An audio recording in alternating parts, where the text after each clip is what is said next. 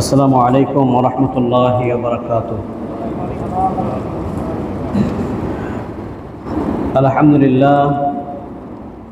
আলহামদুলিল্লাহিল্লাযী মান্না আলাইনা বিবা'সি নাবিয়িনা কামা ক্বালা তাআলা লাকাদ মান্নাল্লাহু আলাল মুমিনিনা ইয বা'আসা ফীহিম রাসূলা ওয়াসসালাতু ওয়াসসালামু আলা খায়রিল ওয়ারা الذي قال التحدث بنعمة الله شكر وتركها كفر.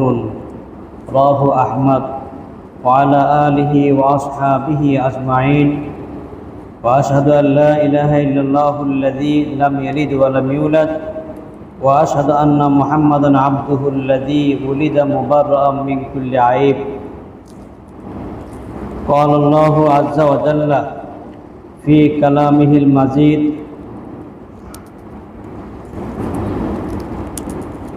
وإذ أخذ الله ميثاق النبيين لما آتيتكم من كتاب وحكمة ثم جاءكم رسول مصدق لما معكم لتؤمنن به ولتنصرنه قال أقررتم وأخذتم على ذلكم إصري قالوا أقررنا قال فاشهدوا وأنا معكم من الشاهدين فمن تولى بعد ذلك فأولئك هم الفاسقون. صدق الله العظيم وصدق رسوله النبي الكريم ونحن على ذلك من الشاهدين والشاكرين والحمد لله رب العالمين. إن الله وملائكته يصلون على النبي يا أيها الذين آمنوا صلوا عليه وسلموا تسليما. درود شريف পাঠ করুন। اللهم صل على سيدنا مولانا محمد وعلى آل سيدنا مولانا محمد. وأحسن منك لم تر قط عيني وأجمل منك لم تلد النساء خلقت مبرأ من كل عيب كأنما قد خلقت كما تشاء. اللهم صل على مولانا محمد وعلى آل سيدنا مولانا محمد. اللهم صل وسلم وبارك عليه.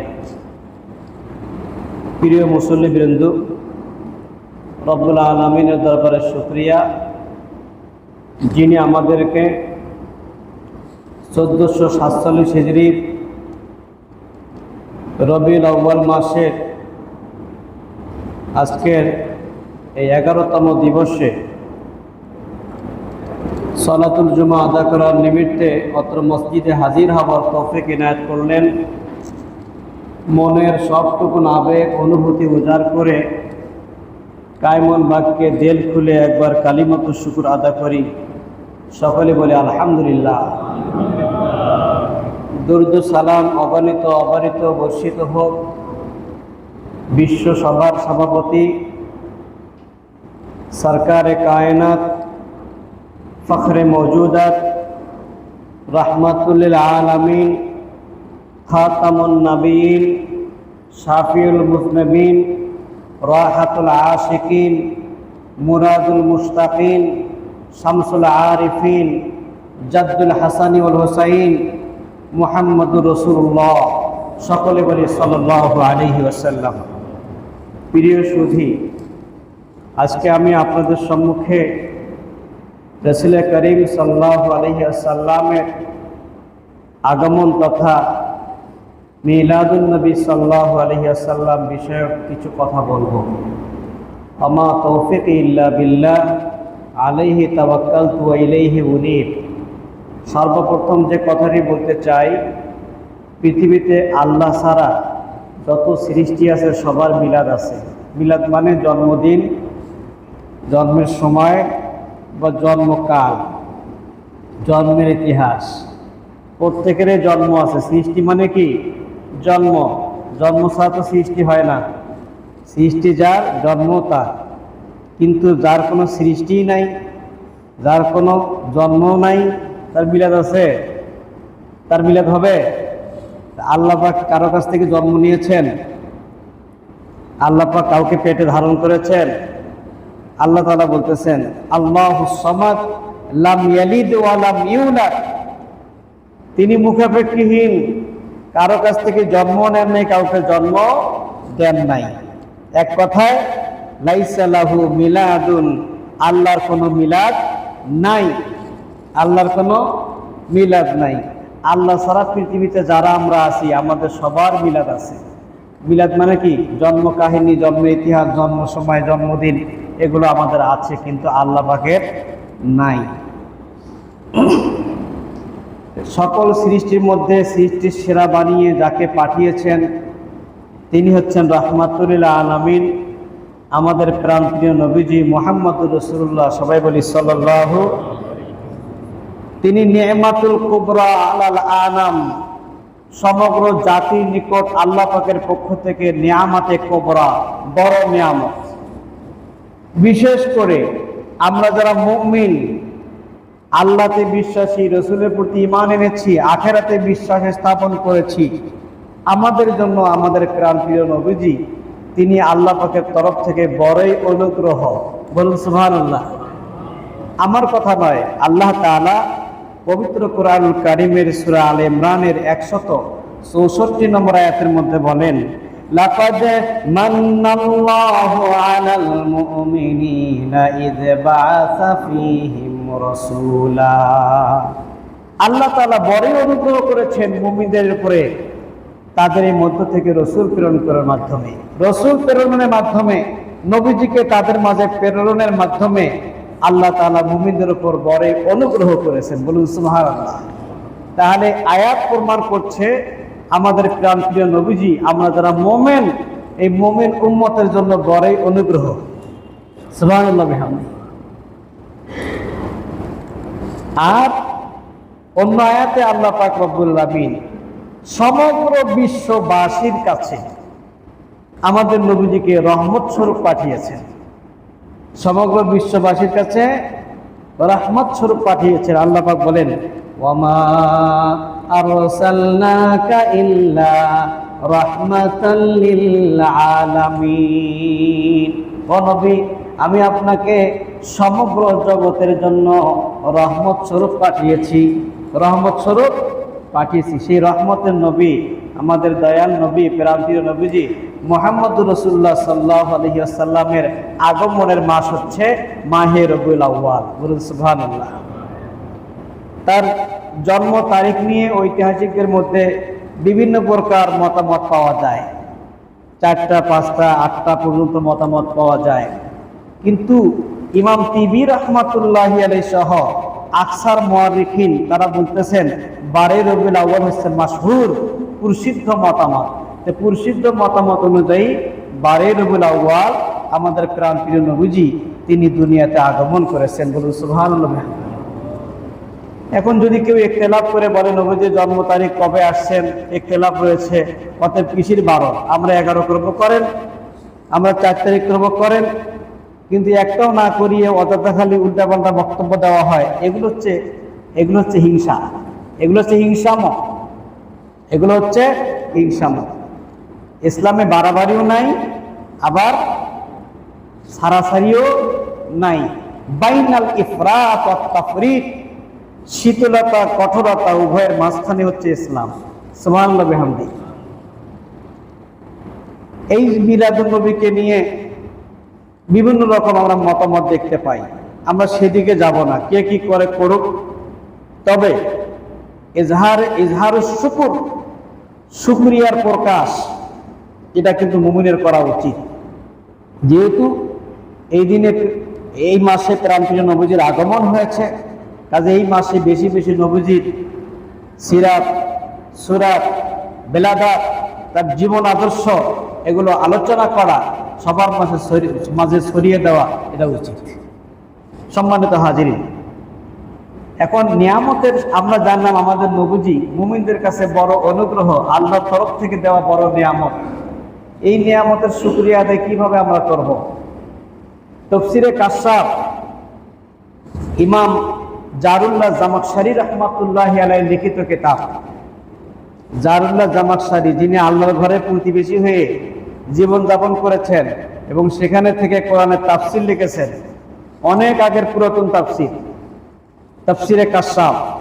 এই তাফসীরে কাশফের মধ্যে উনি একটা কবিতা উল্লেখ করেছেন, যেটার মাধ্যমে প্রমাণিত হয় মানুষ নিয়ামতের শুকরিয়া আদায় করে তিনটা জিনিসের মাধ্যমে।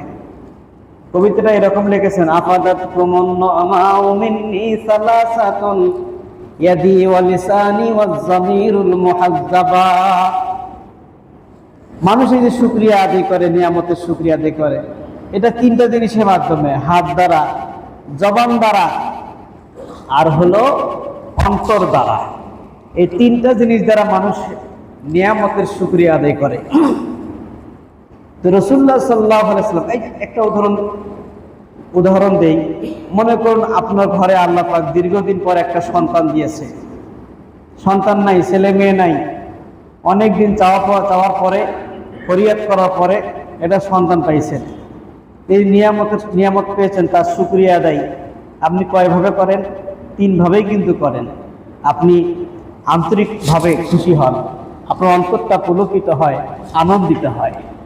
সাথে সাথে আপনি আপনার যে নিয়ামত প্রাপ্তি ওই দিনটাকে স্মরণ করেন এবং আত্মীয় স্বজনকে ডেকে ডেকে মিষ্টি খাওয়ান, আরো অন্য খাদ্যদ্রব্য পরিবেশন করেন, হাত দিয়ে বিলান, আবার এটা আলোচনায় নিয়ে আসেন, আমি এটা পেয়েছি দীর্ঘদিন পর, আলহামদুলিল্লাহ। এটা তো আমরা করি না? এখন আসুন, রাসূল পাক সাল্লাল্লাহু আলাইহি ওয়াসাল্লামকে আল্লাহ পাক রব্বুল আলামিন আমাদের জন্য বড় নিয়ামত করে পাঠিয়েছেন। কোথায় বর্ণনা? সূরা আলে ইমরান 164 নম্বর আয়াত, লাকাদ মান্নাল্লাহু আলাল মুমিনিনা ইয বাআসা ফীহিম রাসূলা। আল্লাহ তাআলা মুমিনদের উপর বড়ই অনুগ্রহ করেছেন তাদের মাঝে রাসূল পাঠানোর মাধ্যমে। রাসূলকে আমরা পাইছি যে দিন, সেই দিনটাকে আমাদের জন্য নিয়ামত প্রাপ্তির দিন নয়? আর নিয়ামত পাইলে সেই নিয়ামতকে নিয়ে আলোচনা করা কার নির্দেশ? আল্লাহর নির্দেশ। আল্লাহ তাআলা বলতেছেন, ওয়া আম্মা বিনি'মাতি রাব্বিকা ফাহাদ্দিস। আর আপনি আপনার রবের পক্ষ থেকে নিয়ামতের কথা আলোচনা করে শোনান, বর্ণনা করেন। নিয়ামত পেয়ে নিয়ামতের কথা আলোচনা করা, নিয়ামত পেয়ে নিয়ামতের শুকরিয়া তার এটা আলোচনা করা, এটা হচ্ছে আল্লাহ পাকের নির্দেশ। নবীজি বলেন, নিয়ামত প্রাপ্তির পর এই নিয়ামতের বিষয়ে আলোচনা করা, এটা হচ্ছে নিয়ামতের শুকরিয়া। আর আলোচনা না করাটা এটা অকৃতজ্ঞতা। এটা কি? অকৃতজ্ঞতা। মুসনাদে আহমদের মধ্যে ইমাম আহমদ বিন হাম্বল রাহমাতুল্লাহি আলাইহি, যিনি হাদিসের মানে একজন হাদিসের অনেক বড় ইমাম ছিলেন, ইমাম আহমদ বিন হাম্বল রাহমাতুল্লাহি আলাইহি, এবং একটা মাযহাবের তিনি ইমাম, হাম্বলি মাযহাবের ইমাম। তিনি 1 লক্ষ নয়, 2 লক্ষ নয়, 12,000-এর উপরে, 12 লক্ষ হাদিসের উপরে তার হাদিস মুখস্থ ছিল। বলুন সুবহানাল্লাহ। সেই ইমাম আহমদ বিন হাম্বল রাহমাতুল্লাহি আলাইহি তার মুসনাদে আহমদ নামক হাদিসের কিতাবে লিখেছেন, ক্বালা নবী সাল্লাল্লাহু আলাইহি ওয়াসাল্লাম, আত-তাহাদ্দুসু বিনি'মাতিল্লাহি শুকরুন ওয়া তারকুহা কুফরুন। আল্লাহ পাকের নিয়ামত পেয়ে সেই নিয়ামত নিয়ে আলোচনা করা, এটা নিয়ামতের শুকরিয়া। বলুন সুবহানাল্লাহ। আর নিয়ামতকে নিয়ে আলোচনা পরিত্যাগ করা, এটা হচ্ছে নিয়ামতকে অস্বীকার করা, এটা অকৃতজ্ঞতার বহিঃপ্রকাশ। নিয়ামতকে নিয়ে আলোচনা করা, এটা শুকরিয়া। যদি আপনারা শুকরিয়া আদায় করেন কি হবে?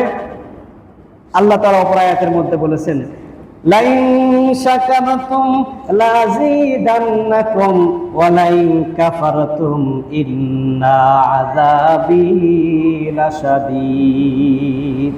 তোমরা যদি আমার নিয়ামতের শুকরগুজার করো, আমি আল্লাহ পাক রব্বুল আলামিন তোমাদের উপর নিয়ামত এটা বর্ষণ করতে থাকবো, নিয়ামত জারি রাখবো, নিয়ামত বেশি করে দেব।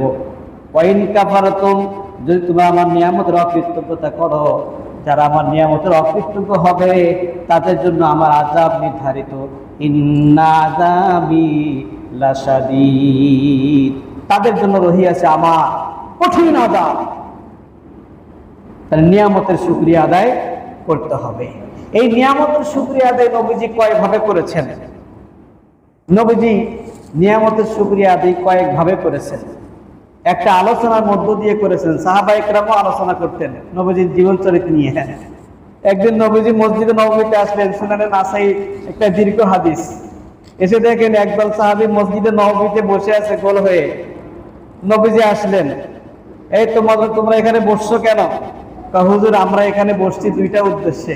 এক নম্বরে আমরা আল্লাহর জিকির করব, এবং আল্লাহ পাক যে আপনাকে আমাদের মাঝে অনুগ্রহ করে পাঠিয়েছেন আপনাকে নিয়ে আমরা আলোচনা করছি। সুবহানাল্লাহি ওয়া বিহামদিহি। তখন নবীজি বললেন, শোনো, আমি তোমাদের কাছে এমনি এমনি আসি নাই। জিবরাইল ফেরেশতা তোমাদের ব্যাপারে বেশারাত দিয়ে গেছেন, একটা সুসংবাদ দিয়ে গেছেন। তা হচ্ছে এই যে আল্লাহ পাক রব্বুল আলামিন তোমাদের গুনাহ খাতাগুলোকে মাফ করে দিয়েছেন, এবং তোমরা যে নিয়ামতকে নিয়ে আলোচনা করেছো এর বদলায় আল্লাহ পাক রব্বুল আলামিন তোমাদের নিয়ামত বাড়িয়ে দিবেন, তোমাদেরকে আল্লাহ পাক অসংখ্য প্রতিদান দান করবেন। বলুন সুবহানাল্লাহ। সুনান নাসাইর মধ্যে একটা দীর্ঘ হাদিসের মধ্যে আলোচনা আছে।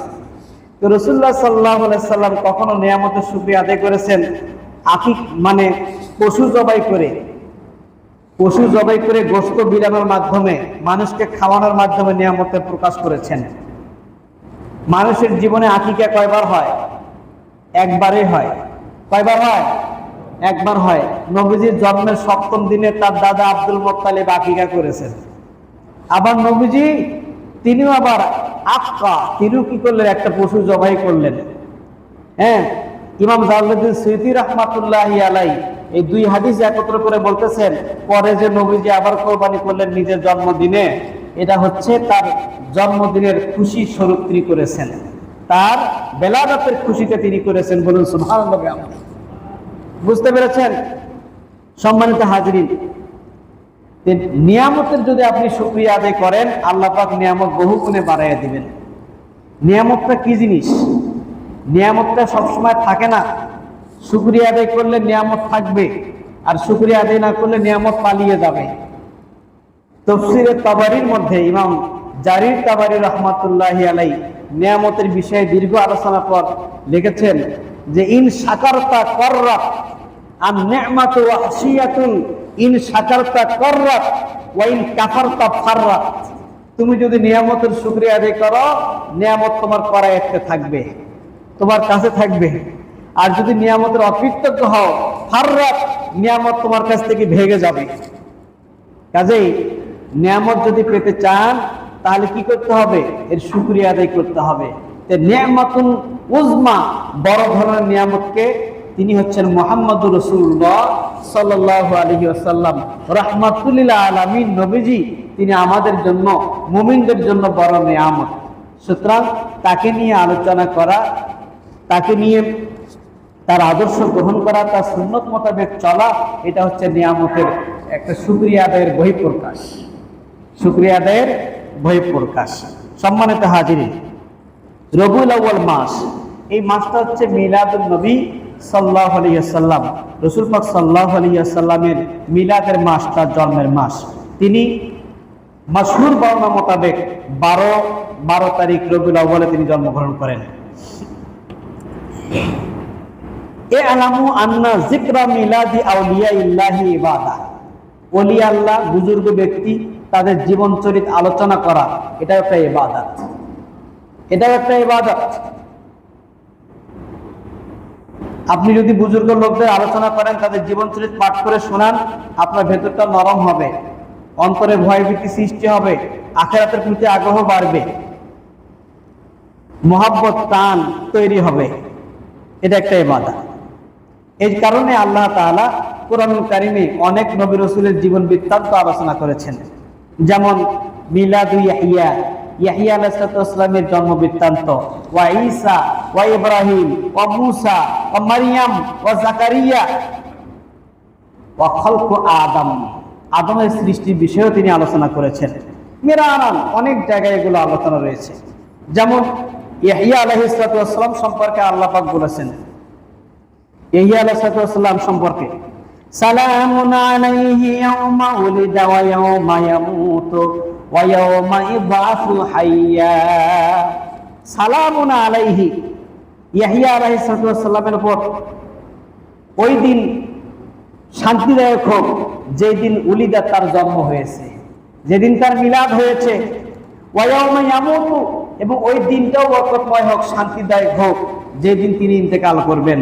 ওয়া ইয়াওমা ইবআসু হাইয়া, এবং যেদিন তাকে পুনরুত্থান করে আবার উঠানো হবে, কবর থেকে উঠানো হবে, সেই দিনটাও যেন কি হয়, শান্তিময় হয়।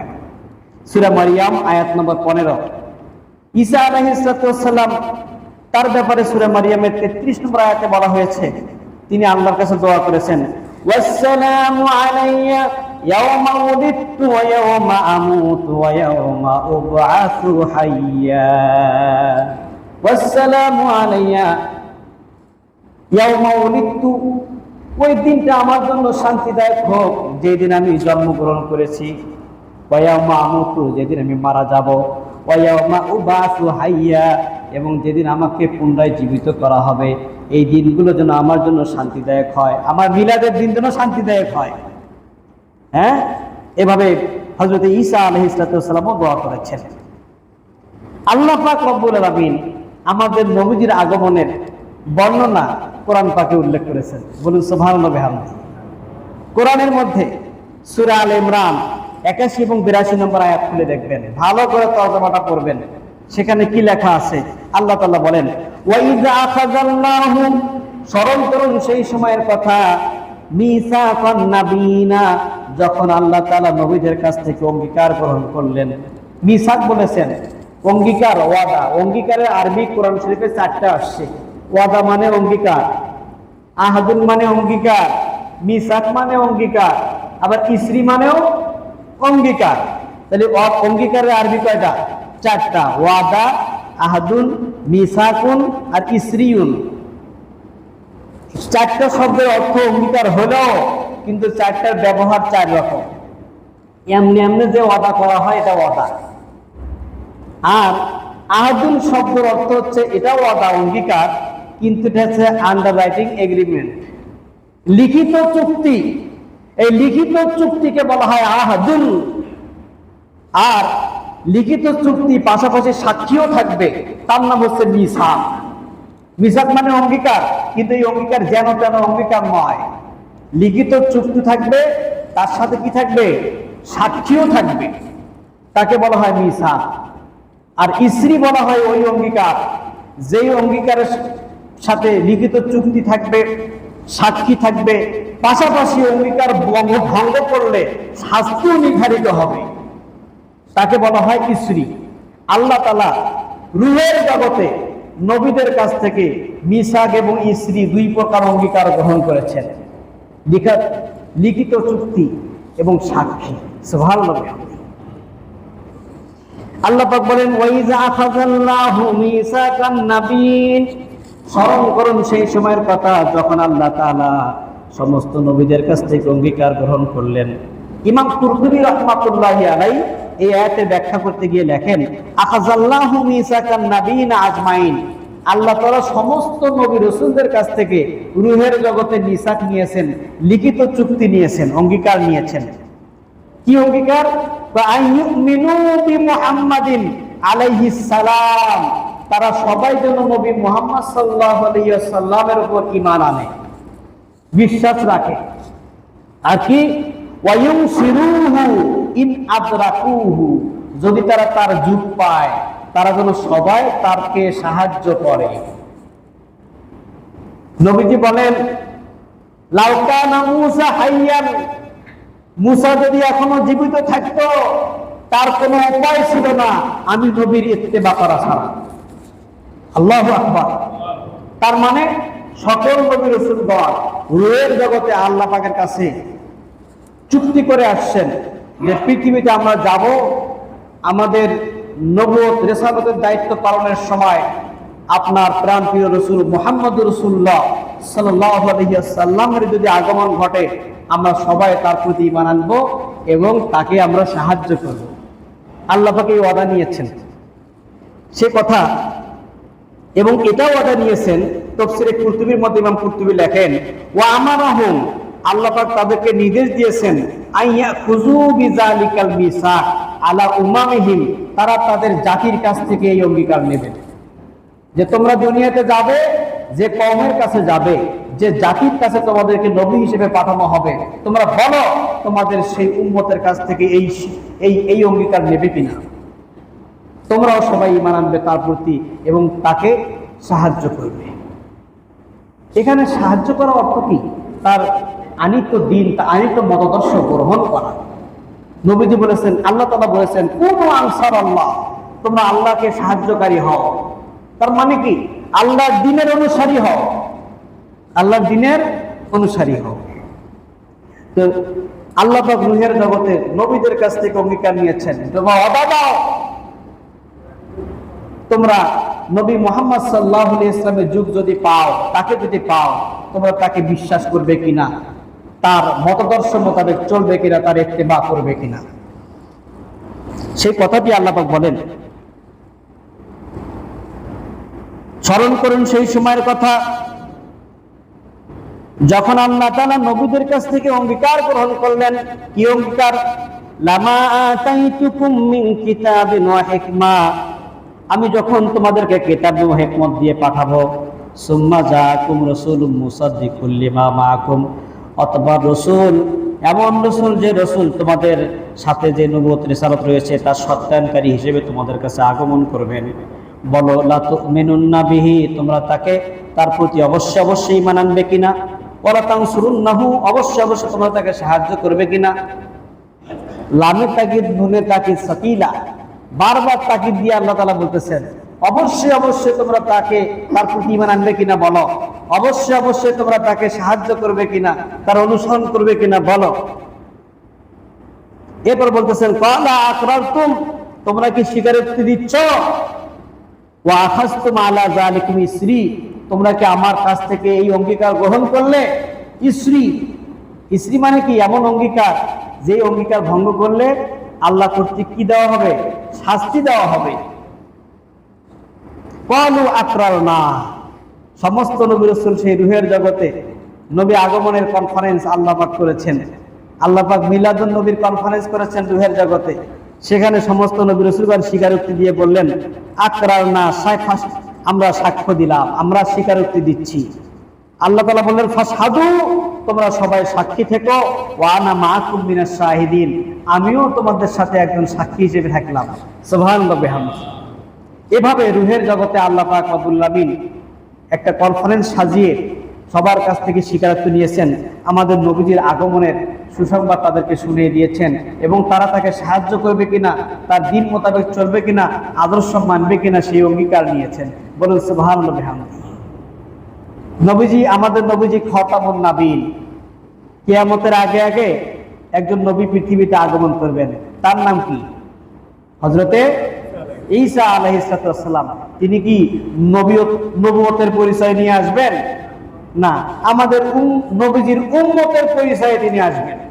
আমাদের নবীজির উম্মতের পরিচয় আসবেন, কারণ আল্লাহ পাক আমাদের নবীকে খাতামুন নবীন বলেছেন, সকল নবীর শেষ, যার পরে কোনো নবী আসবে না। নবীজি বলেছেন, আনা খাতামুন নবীন লা নবিয়্যা বাদি, আমি নবীদের শেষ, আমার পরে কোনো নবী পৃথিবীতে আগমন করবে না।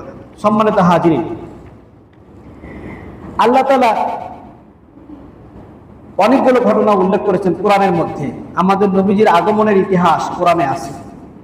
হযরত সাইয়েদনা ঈসা আলাইহিস সালাম, তিনি তার উম্মতের কাছে সেই অঙ্গীকার মোতাবেক তার উম্মতের কাছে আমাদের নবীর আগমনের বার্তা শুনিয়েছেন।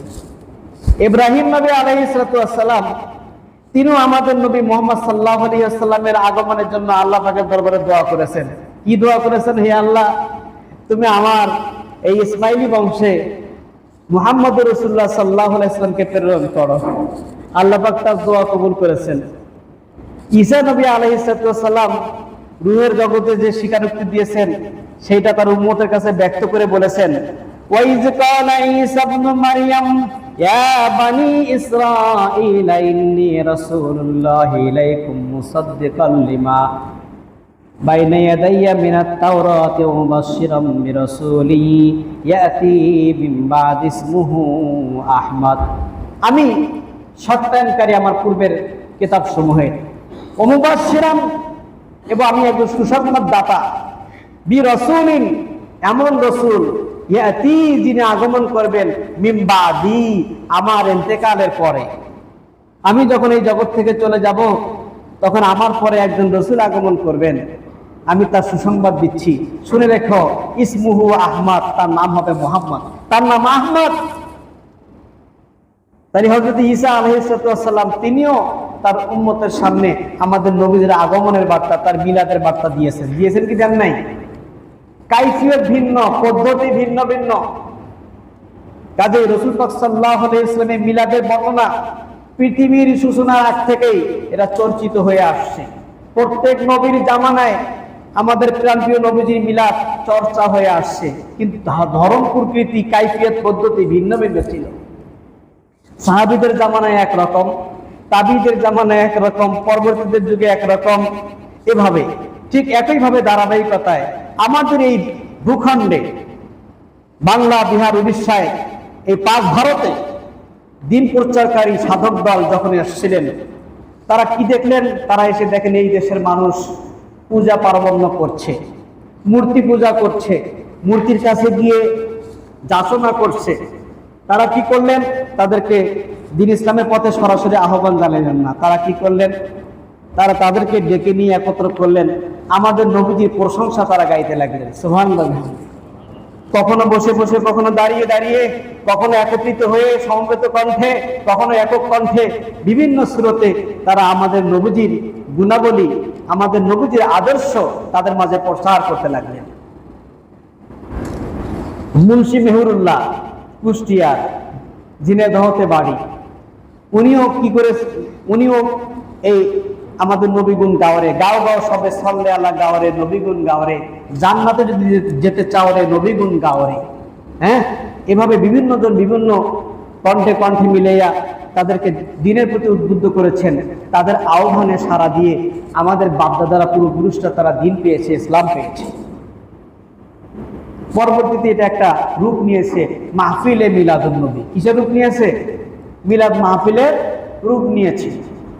কাজে বিষয়টা তো খারাপ না, কিন্তু খারাপ হচ্ছে আমরা খারাপ। সম্মানিত হাজিরিন, রাসূলুল্লাহ সাল্লাল্লাহু আলাইহি ওয়াসাল্লাম এখন এমন হয়ে গেছে ভাই, মিলাদ শব্দটা মুখে উচ্চারণ করাটা অনেকে বেদাত বলে।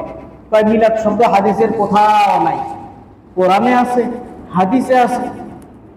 আজ থেকে শত শত বছর পূর্বের লেখা, প্রায় 1200 বছর আগের লেখা, 1300 বছর আগের লেখা, সেই ইমাম তিরমিজি রহমাতুল্লাহি আলাইহির কিতাব সুনানে তিরমিজি, যার সম্পর্কে ইমাম তিরমিজি হচ্ছেন ইমাম বুখারীর ছাত্র।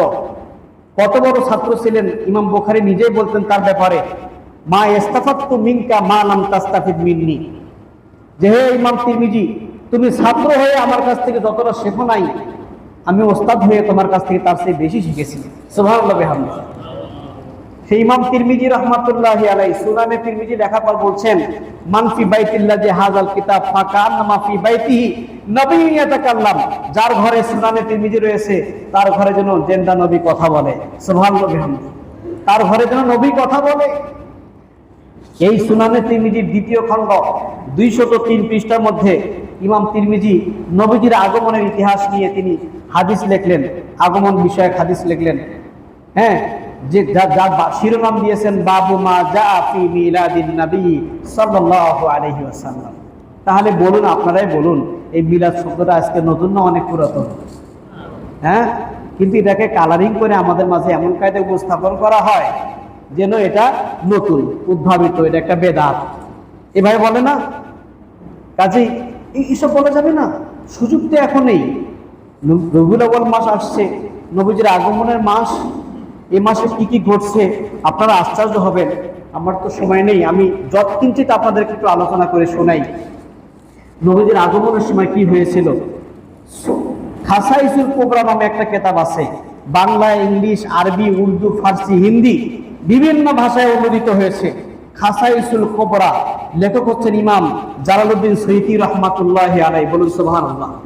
ইমাম জালালউদ্দিন সুয়ুতী রাহমাতুল্লাহি আলাইহি কোরআনের হাফেজ, হাদিসের হাফেজ, 2 লক্ষ হাদিস তার বাসনদ মুখস্থ ছিল। বলুন সুবহানাল্লাহ বিহামদিহি। সেই ইমাম জালালউদ্দিন সুয়ুতী, যার কিতাব কওমি আলিয়া সব মাদ্রাসায় সিলেবাস মুক্ত করানো হয়, ইমাম জালালউদ্দিন সুয়ুতী রাহমাতুল্লাহি আলাইহি তার লিখিত কিতাব খাসাইসুল কুবরা, নবীজির জীবন চরিত্র নিয়ে লিখেছেন।